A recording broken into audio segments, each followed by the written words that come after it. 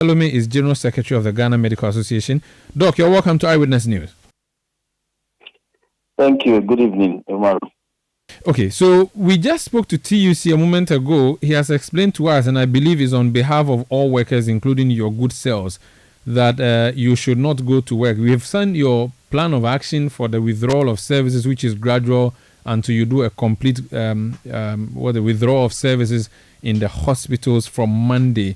We've also just communicated to the world the announcement from Rock City that it has withdrawn from the bid, which then makes your strike moot, doesn't it? Well, it does not at all make our strike moot. If you read carefully, the demand being made by labor, organized labor, is not directed at Rock City or directed at any particular individual for that matter. Our issue is clear and simple.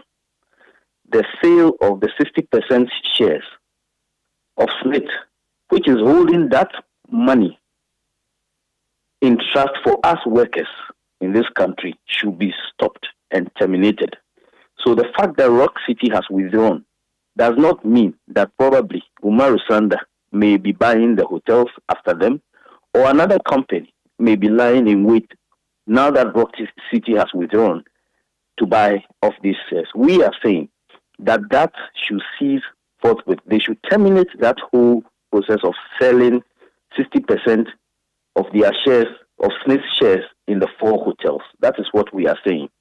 And I'll put a question I put to the TUC official earlier. What is your counter proposal to keep these businesses running? And someone has just drawn my attention to something that happened in 2023. That's last year, July 2023. 60% of Golden Tulip shares sold by government to Lebanese firm. And that story on Ghana Web says that the government of Ghana and the government of Libya entered into a joint venture agreement that saw the sale of the hotel franchise to the Lebanese firm. So Golden Tulip Hotel has now changed to Lancaster Hotel.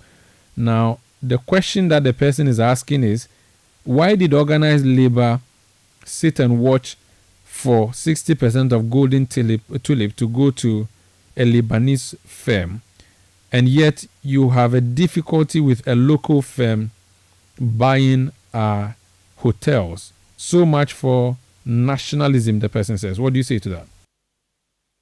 Well, I think that issue is neither here nor there. We work on a day-to-day basis. We rectify issues when we have information. What is important is that organized labor is saying today that we do not want that sale. What are our counter proposals? First is to stop that sale, and then we look into why these things are happening. SSNIT for a long time was the one running pensions in this country. And until recently, when the 3-tier scheme came, was the sole entity receiving pensions and then investing on our behalf. We have seen various investments, some of which have been bad for workers.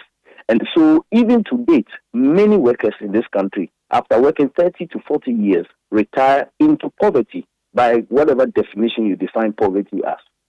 And so for us, first is to do a thorough review of how these hotels are being run. If another person is going to buy the very same hotels that we are saying, some of which are making losses, and probably turn them around, why are we thinking that the management of these facilities cannot be changed and given certain KPIs to ensure that the hotels are run properly to return profit on the investments that have been put in them rather than just sell them? We think that is a dangerous precedent, because what that means is that anybody could run down any entity and then sell it later to other people at rock bottom costs. And so we think that first is to stop, do a thorough assessment of these and sustainability of all these investments that SSNIT has done.